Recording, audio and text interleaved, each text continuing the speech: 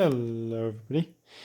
Hello, everybody. So, I today bought for $200 a computer off of Craigslist, and the more I look at it, the weirder it gets. So I thought, you know what? Let's go through it together, because it is a bizarre system. Well, the system itself isn't bizarre, but it's the way it was built. So. Starting off, yes, I know that for $200 this isn't exactly the greatest deal in the world. At least amongst the cynical in the world who would say, well, yeah, it's not even that good because it can't play on ultra-high 4K Elden Ring. But you know what? Not everyone needs to play 4K ultra settings on Elden Ring. Some of us are just fine playing on 1080p medium settings. And this might even be able to do that. Emphasis on might. But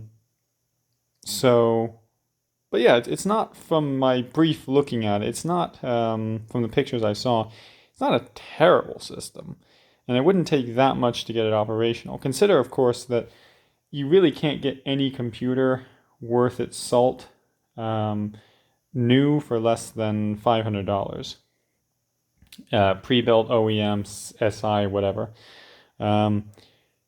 Now, it is true that this isn't a new system. This is a AM3 board, and this is I'm not even sure what it is.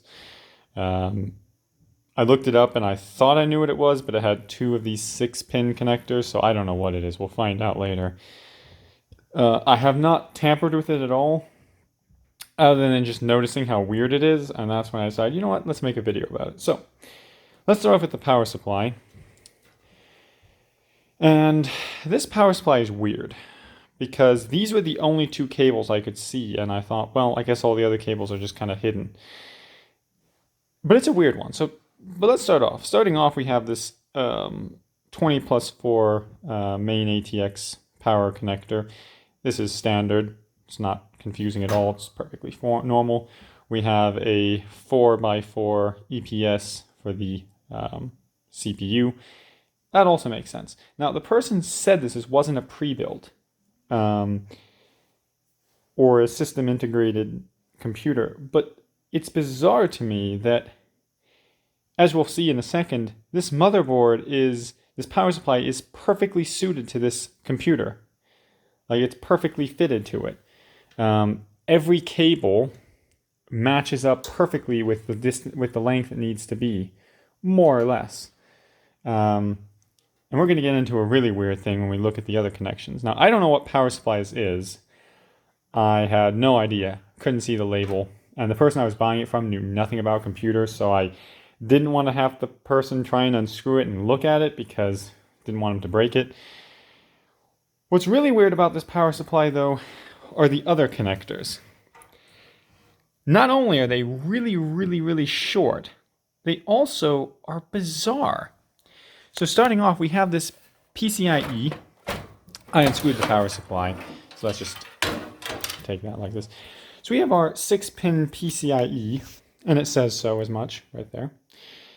This, what? Why is it so short? It was designed this way. What's going on here? But what's even weirder than that, instead of having any Molex, which is fine because Molex is evil, we also don't have any SATA. We have no SATA. Instead, we have 4 of these little tiny... At first, I thought they were 6 pins, like 6-pin PCIe power, but they're not. They're actually 5 pins. And I've never seen such a thing before, and I have no idea what it is. So after I record this, I'm going to look it up, and then I'm going to make a jump cut where I attempt to, if I find any information, explain this power supply. Let's look at what it's called. Let's look at the branding. We have a really dusty fan. So this system, as I said, is not entirely new, but it's kind of like new old stock. I don't think it was ever turned on. And the reason I don't think it was ever turned on is because it wouldn't actually turn on. there's no way this system would fire up in its current configuration, as we'll get to in a second when it comes to the RAM, because the RAM makes no sense. We have a label here. Let me just flip around this power supply. And we have something loose, like a screw in there. I heard something click and clack. Anyways, oh my god. My sword just fell on the ground. I need to clean my office. That's something I'm going to do over spring break. I need to clean my office so that I don't have my sword falling places. I'm just going to put my sword up there for now. Oh my lordy. Yeah, so we have RAID Max technology, switching power supply. Right. It's apparently 80 plus bronze, NVIDIA SLI ready, and it has 700 watts. Wow, that's not too bad. And we have 682 on the for the max combined power, and we have, where's the 12 volt? Here it is. So we have most of the power available for the 12 volt. Not that it matters, because there doesn't appear to be anything other than 12 volt here. I have no idea what's going on with these little 5 pins. So that's the power supply. It needs a good dusting and also some explaining, because I don't understand this power supply. Let's see. Now let's move on to the expansion cards, because yeah, the person who I bought this computer from told me that this was their roommates or something, and he was the brains of it.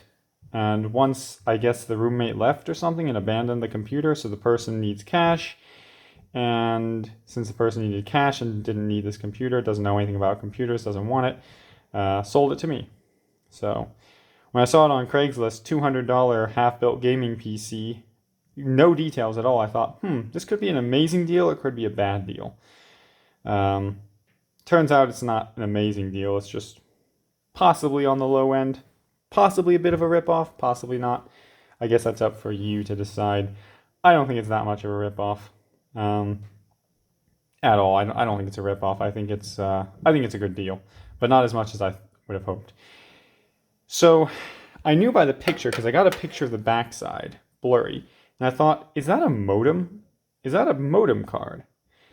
And indeed, it is a modem card. Now, because I saw on the backside and I saw the picture and I thought, I've seen that kind of port before. That must be a modem card. And so this is indeed for dial-up. Now, there are two weird things about this. First of all, why is it in the system? This is the kind of card I'd expect in something like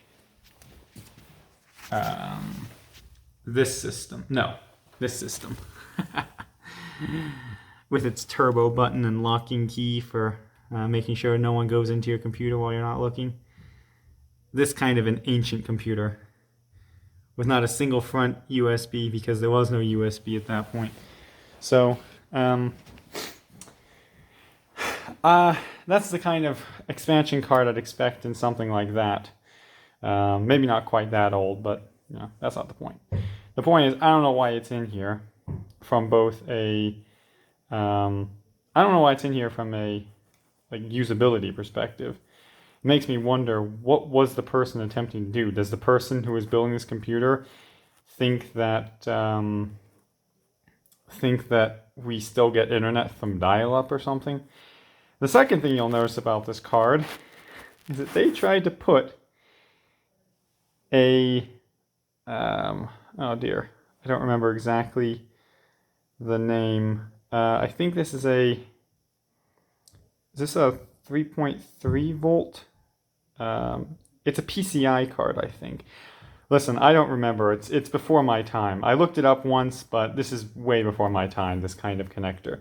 Regardless of what it is, I'll tell you this, it does not go into a PCIe slot, which is probably why I found it like this, not even plugged in. And the reason is because, of course, it doesn't actually line up. Like, I don't know if you can notice, it's kind of hard to show, but it's missing, I think, 2 pins. Yes, it's missing 2 pins to be able to plug in. So it wasn't able to plug in, so it just was sitting here kind of dangling. Bizarre on 2 accounts. Firstly, because the person thought that it would fit in that slot, which it won't. You'd need a PCI slot to fit it, I think. And secondly, why? Why are you even putting it in there? Second thing we'll notice about the expansion card slots is that we have this graphics card, which is, it'll do. It's not an amazing graphics card from what I think it is. And what I think it is, at least from what I was able to tell on the internet, a card that looked very similar, I was able to find had 1 gigabyte of GDDR5 memory and 800 compute cores and like 40 texture mapping units and 16 ROPs or something like that. So it's not amazing, but it's also not terrible. It's better than the on-board graphics if this thing had any, but it doesn't. But we'll get to the I/O in a second. But what's more interesting is actually this card here. This appears to be, from the backside, another graphics card. Just one that's maybe like 10, 15 years prior to this one. It's a really old one. Now, I have no idea why it's in here. I don't know why, because it's not running SLI or Crossfire, as this actually I think is a Radeon card. So it's not running Crossfire, because it can't, it's not possible. So I don't know what its purpose in here is. I could possibly understand if the motherboard BIOS allow it, since it doesn't have onboard visuals, onboard graphical output. I could understand having a small graphics card just for like running a secondary monitor, something that's fairly low demand, that just for a second monitor, it has VGA. You could do that, something like that. Have a little tiny 1080p or whatever monitor. There's a second monitor without taking any of the bandwidth away from your main graphics card for gaming. I could maybe see that. The main problem is that, of course, if you look, this fan is being choked out. Now, either this... Sorry about that, my sister came into the room. So yeah, it's completely choking out the fan. Like, I don't know whether the fan is an intake and it's sucking air and then blowing it out like this, just all throughout there, just all around it, or whether it's sucking in air from all around it and then blowing it out. Either way, it's choking out the fan. So I doubt the motherboard even allows this kind of setup. And if it does, it's not even a good one. If one is going to do something like this, one should definitely not choke out the fan. So let's just, now that we're done with this, let's just take it out. I'll need to clean all this anyway, so as I'm talking about it, I'm just going to take it out. And it looks like it's put in there because that's the only slot that can hold it. Of course, the eagle-eyed among you will have already noticed this graphics card is in the wrong slot. The graphics card should be in this slot. Presumably the reason it's not in that slot is because the retaining mechanism is broken. The person who built this computer, or was building it before abandoning it, clearly has no idea how to build a computer, as we're going to continuously mention, because it's true. Here's just a loose PCIe bracket. Just take that out for now and put it in my box of accessories. We'll get to that in a second. Now, this card has 2 problems in this slot. One, I'm not sure, but one I am quite positive. First problem with being in this slot, because it actually does matter which slot it's in, is that it's going to be physically further away from the CPU, which will slightly worsen its performance by probably not even enough to notice, probably, but it very well could. The slight physical distance away will increase by ever so slight amounts the travel time of electrons. The worst part, however, the more damning part, is that if I'm going to have a guess, I'm going to assume that this slot it's connected into is not actually a full times 16 slot. It may be physically a times 16 slot, but it actually, I doubt, has all 16 PCIe lanes or pins in there. For those of you who don't know, I'm going to show you something. Just because a slot has physically a times 16 slots, a full-length slot, does not necessarily mean it's actually connected for such. You can notice these little tiny pins, the little tiny glistening things. And those are the actual pins, which means that you could have a full-length PCIe slot. You could slot a full-length card in there with full connectivity, and it would only use possibly 4 of the PCIe lanes. That's bad. And the reason that's bad, of course, is that you're taking what's normally supposed to be 16 lanes of information on the physical connector, and you're reducing it to 4, completely bottlenecking it. Now, if I understand it correctly, which I might not, feel free to correct me in the comments, it's logarithmic, which means that if you're supposed to plug this thing into, like for instance, this is a times 8 slot. So there are actually only 8 pins on each, for 8 pins in the slot, despite being 16 in length, 16 slot in length. This is not half the bandwidth. If I understand it correctly, it's logarithmic, which means that this is actually 1/10 of the bandwidth. And then a times 4 is actually 100th the bandwidth of a normal full-length slot. But even if it's only half and half, so even if it's only 1/4, if you were to plug this graphics card into this times 8 slot, even though it would fit and it would click in, you'd only get half of the available lanes available to it. So, yeah, that's why it's a problem. That's why you always find graphics cards in the top slot, because on any given system, the top slot is always going to have full lane connectivity. So let's just unscrew this. And by the way, if it's not obvious already, I'm not actually an expert in computers. I just find them fun. So if I get anything wrong, feel free to let me know. And let's push the connector. And let's see, what are we guessing? I'm going to guess, given that this is a times 8, I'm going to guess it's a times 8. If it's not a times 8, it's probably going to be a times 16. I mean, this thing never actually powered on, I don't think, so it's not really a problem. But if this thing had been just turned on in its current state, we might have seen some seriously worse gaming performance. Let's see. I think it's going to be a times 8, but it could be a times 16. Still not the best slot to use, of course, because of that thing I mentioned beforehand. Also, this appears to be a heatsink on the top, like a full metal heatsink, which is nice. Let's just... What in the world? Ah, there we go. And it's a times 8 slot. What's actually funny about it is that the one directly under it is a times 16 slot. Now I wonder if this card could actually fit into that slot, or if the PCI slot would block it.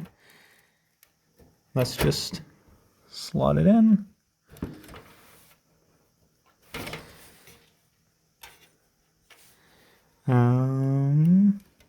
It looks like it's fully slotted in. So, yeah, it's fully slotted in. Wow. Basically, if I were to take this system with about 30 seconds of work, I would effectively double the performance, or make it 10 times. Again, I'm not sure if it's exactly logarithmic or whether it's like half and fourth. Someone in the comments can let me know. But either way, it would significantly increase the performance just by moving it down one single slot. Wow,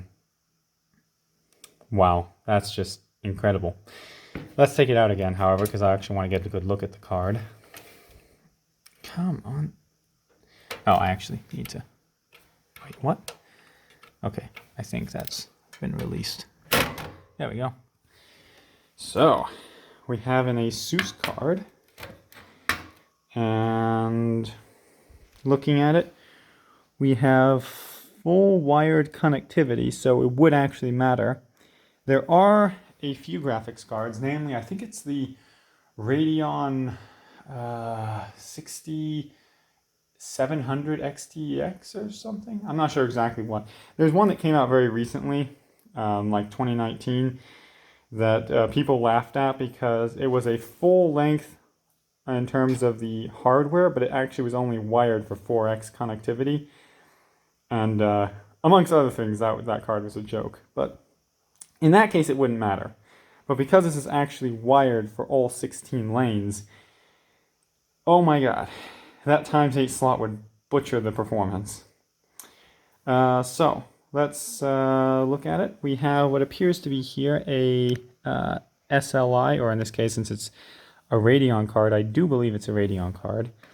A Crossfire port that has a little plastic thing on it.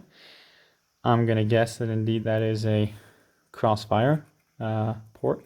Let's just cover that up again, because we don't do that anymore. The reason I think... So, I did some research before I bought the system about this graphics card. The interesting thing about it is that I put in, from what I could tell, the specs I knew, which was that it was a double-length card, it's Asus, and that it appeared to have, because I didn't get a good picture of the front side, I only had the back side, it appeared to have 2 DVI and maybe an HDMI and a display port.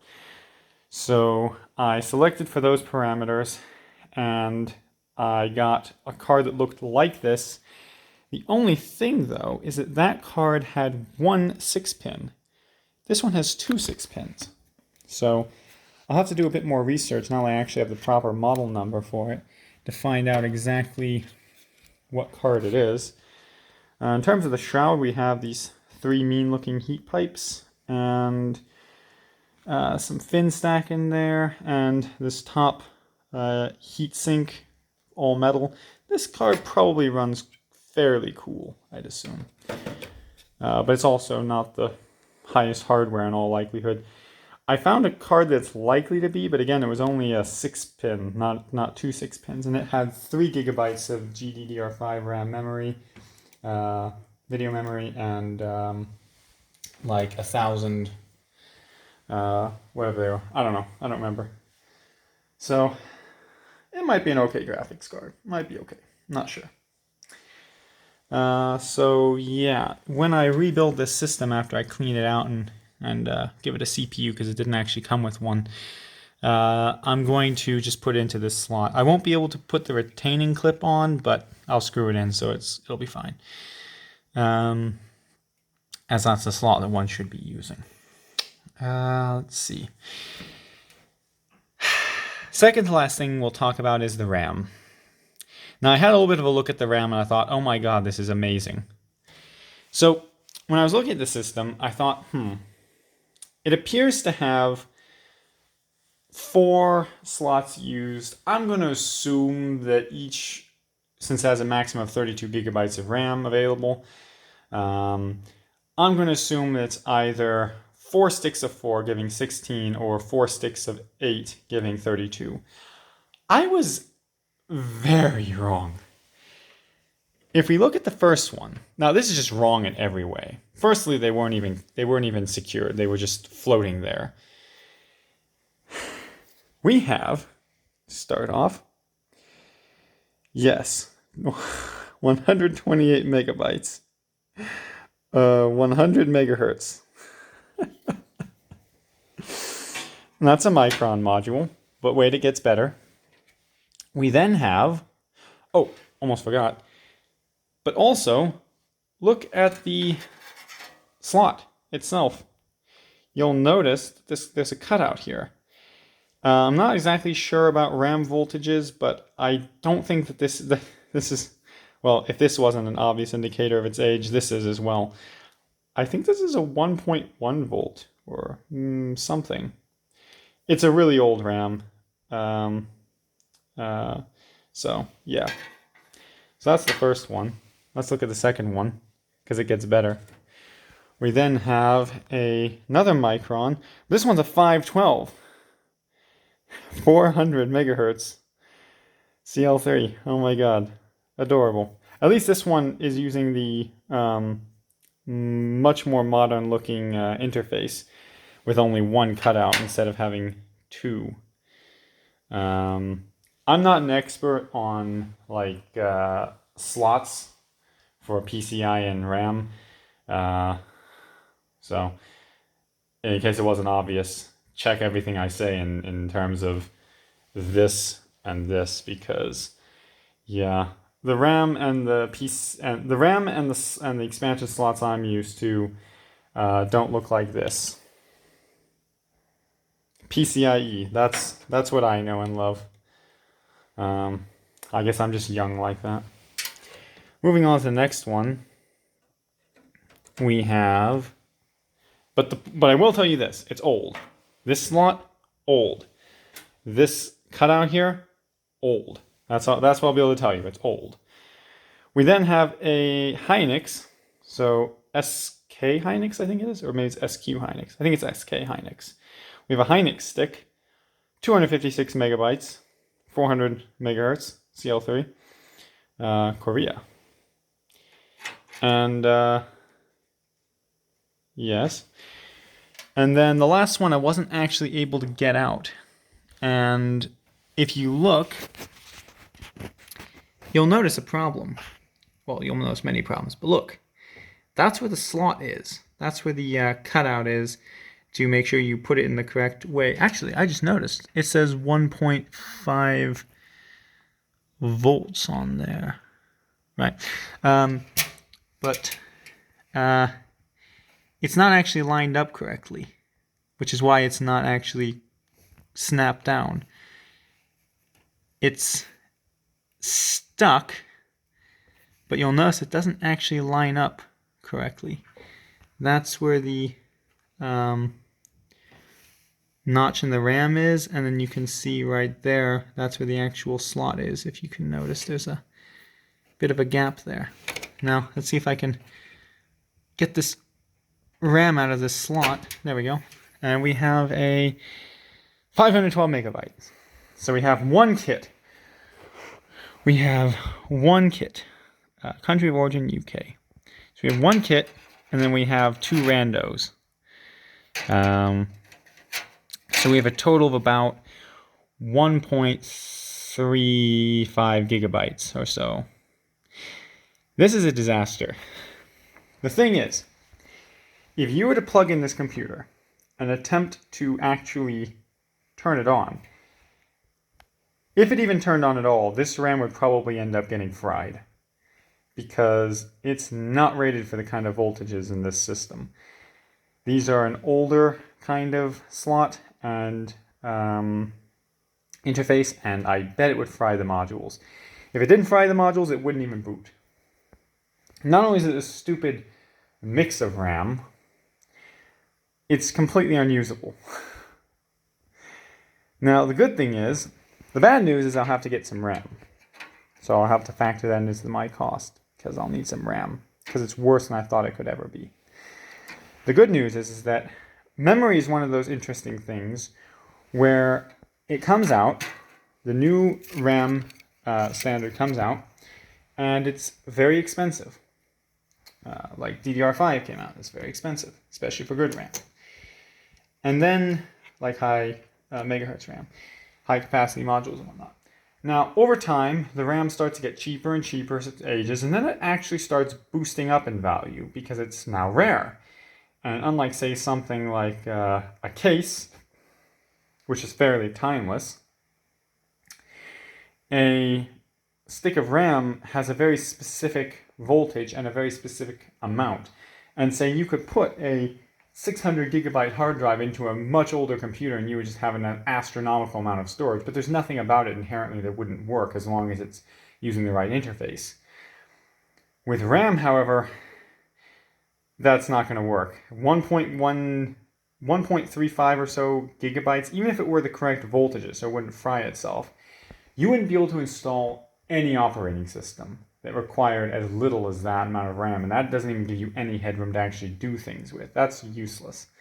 So the good news is that this RAM might actually be somewhat valuable, so I might be able to actually sell that off for like $20, $30, $40 possibly if I'm patient, to someone who needs RAM for their much older computer, because newer RAM isn't going to work. So that's the good news, is that that might be able to fund at least part of my, if not all of my acquiring of new RAM. So, next let's talk about this case.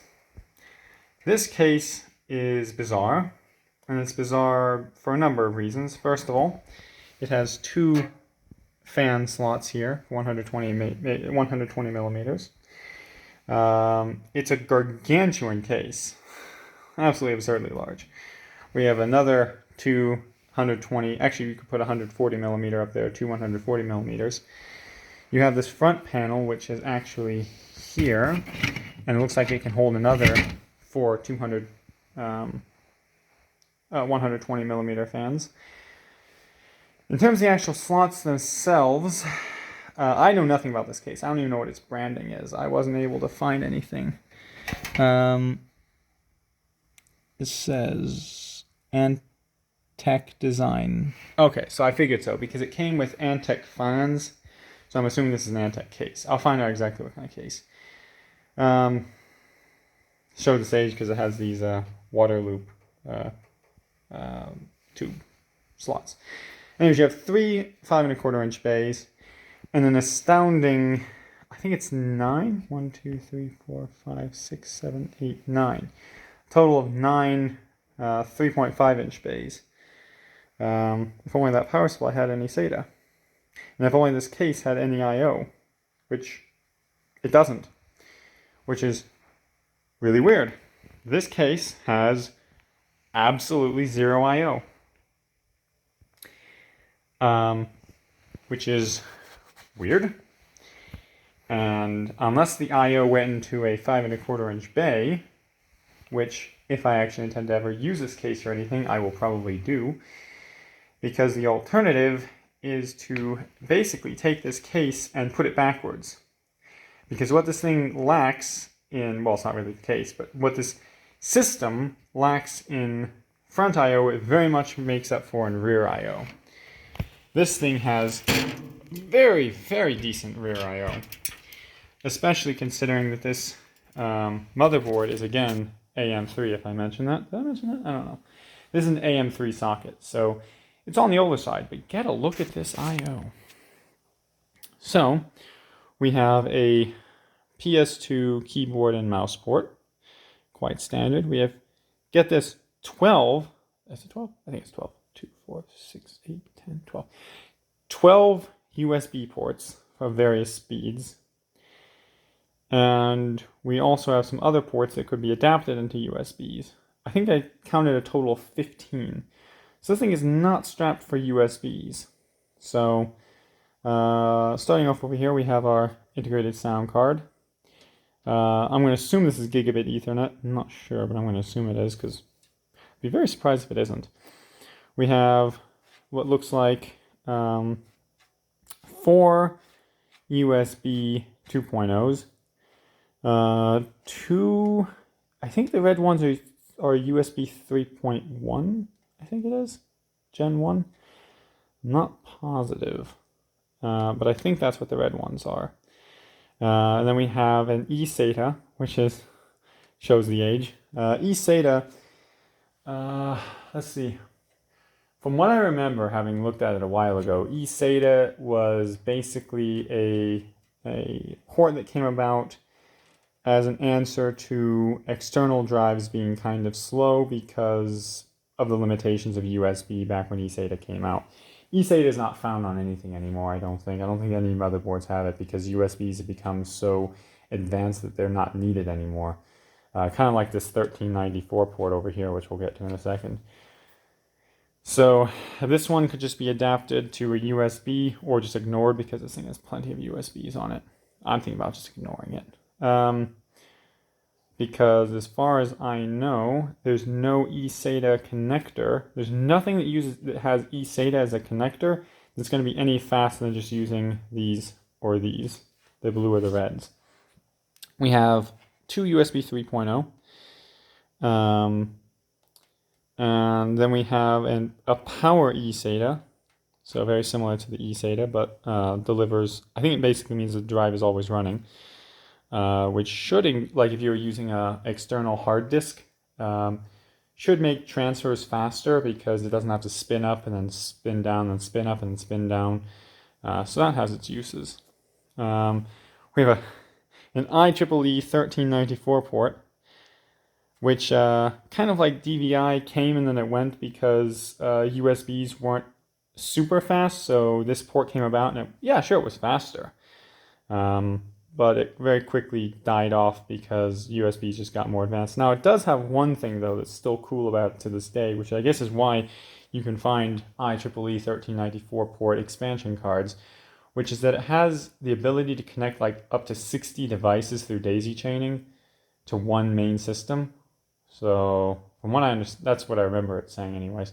So, that's kind of cool. But other than that, it's, well, not any better than a USB. Actually, it's far worse because the port standard is dead. No one uses it anymore. Two more USB 2.0s. We have a SPDIF out for like optical stuff. I've never used these before, but I guess it's nice that they have them. And then two more USB 2.0s and keyboard and mouse. And so yeah, despite this thing having no front I/O, it has plenty of USBs in the back, so it's not necessarily needed. Now, one little issue with this system is, of course, the issue of USBs on the front. Specifically, the issue of, in terms of, well, it has plenty of USBs in the back, so you don't necessarily need any front I/O. It does have an issue of not being able to be turned on. Luckily, I have the solution, which is basically to use a really janky method of hot wiring it. What I'll probably end up doing, since we have these 5 1/4 inch bays, is basically getting one of those 5 1/4 inch bay front I/O things. But I'm not going to do that because this case is heavy and absurdly large and stupid. What I'm actually going to do is I'm going to put it into here. Oh wait, no, this is a full ATX and this is an MATX. Never mind. But I'll find some other kind of case for it because this case is big and bulky and doesn't have any I/O and is kind of stupid. We'll see what I end up doing with it. But it's good to know that one has more than enough USBs because it looks like on the board itself we also have I guess because there's so much rear I/O, it doesn't actually have any USB 3.0s. It does have, I think, some, actually no, okay, yeah, these are some USB 3.0s. I think I'll have to look at a diagram. I'll have to look at a motherboard diagram to see exactly what's going on with this. But yeah, we have 8 SATAs, which is more than enough. Here's our chipset in this bizarre feeling. Is that metal? I guess it's metal. Yeah, it's metal, but weird looking. It looks kind of plasticky, but it's metal. What else? Anything else interesting? We have these nice VRM heat sinks, and yeah, we have some fans, and yeah, that's basically it. I think so. Overall, in terms of the purchase, oh right, let's quickly go through what we have in this. We have our front, kind of broken, disgusting, dirty front thing, and in here we basically have mostly garbage, but we do have some fans. Not anything special, except this fan looks kind of gnarly. But yeah, nothing special fan-wise. This, however, is a very important thing. It came with my little box of accessories. This is how you get the PCI extension. This is how you actually connect that power supply's PCIe for the graphics card. And we have a connector, 6-pin connector that leads to two 6-pin, well, two 6+2 pins. And yeah, I'm not exactly sure how safe that is. Because each one of these 6 pins can, I think, deliver up to 75 watts each. So not only is this little connector down here where it plugs in going to get quite hot, if you were to plug in these two as well, because you had, like, let's just say you had a graphics card with two 8-pin connectors, it might actually draw quite a bit of power through this little cable. I don't know, it seems kind of a bit sketchy, but you basically take this and you connect it to here. And that's how you actually use it. So, assuming that one doesn't want any drives, which one does because this motherboard doesn't actually have any, oh, whatever, the point is, it clips into there. Because this motherboard doesn't have any what's the word I'm looking for?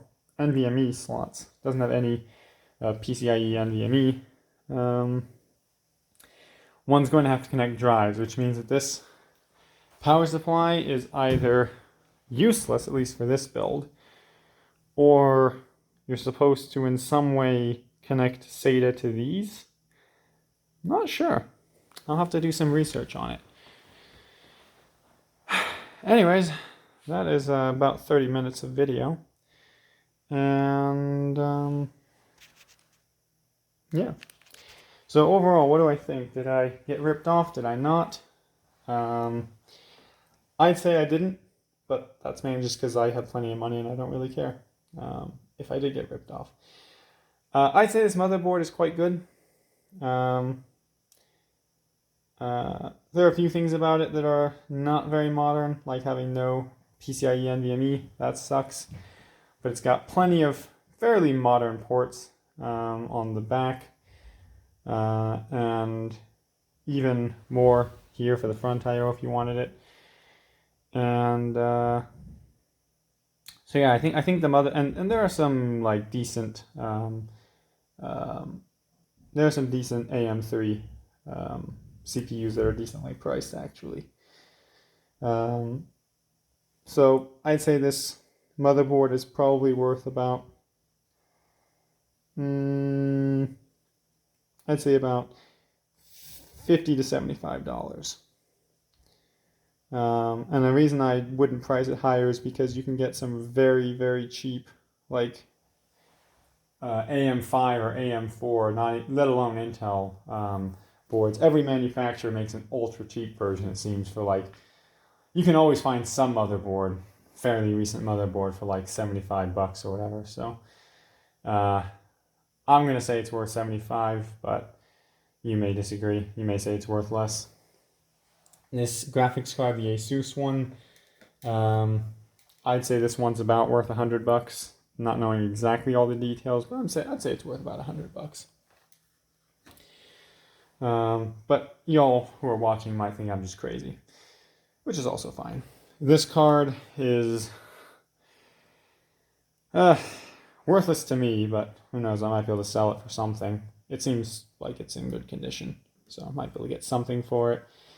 This modem card also probably could get something for it. Lots of old people who still use dial-up or something. I don't even know if dial-up even exists anymore. But who knows. This power supply, I gauged it before I bought the system at being worth about $35. Just some cheapo power supply. But at least from what I can tell as of right now, it's not worth that because it has no SATA. Now, the thing is about this power supply is it does have a use. It's not completely worthless. Its use is in ultra compact builds where you may not even have, like if you're building a modern ultra small gaming computer, you may not actually have any 2.5 inch or 3.5 inch hard drives. And if you're running a non-modular power supply because it's cheaper, that's where that could be useful. Because you could just go modular and just not plug any of those in, but that usually costs more. Whereas this thing basically has only what you need for your basic gaming system. The case, I thought the case would be worth like $75, but this case is weird and kind of useless, especially since it has no front I/O. And for this system, for this motherboard, it's fine because it has plenty of USBs on the back, and one can always put some front I/O. It just needs a bit of a power solution to be able to turn it on. The case, I'd say, is worth like, given that the panels are also cracked and there's a lot of breaking parts and who knows how many of the accessories are missing, I'd say this case is probably worth no more than like $20. And the RAM, well, the RAM I should be able to sell for a decent amount of money because it's older.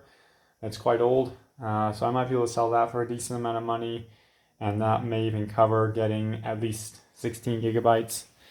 I'm sure I could get a kit of 16 gigabytes of DDR3. It shouldn't be that expensive. Or I could even get 32 gigs if I wanted. This thing can hold up to 32 gigs. I'll probably get 32 gigs because I'm a high RAM usage person. I like lots of RAM, so yeah. So overall, do I think what I currently have, was it a ripoff?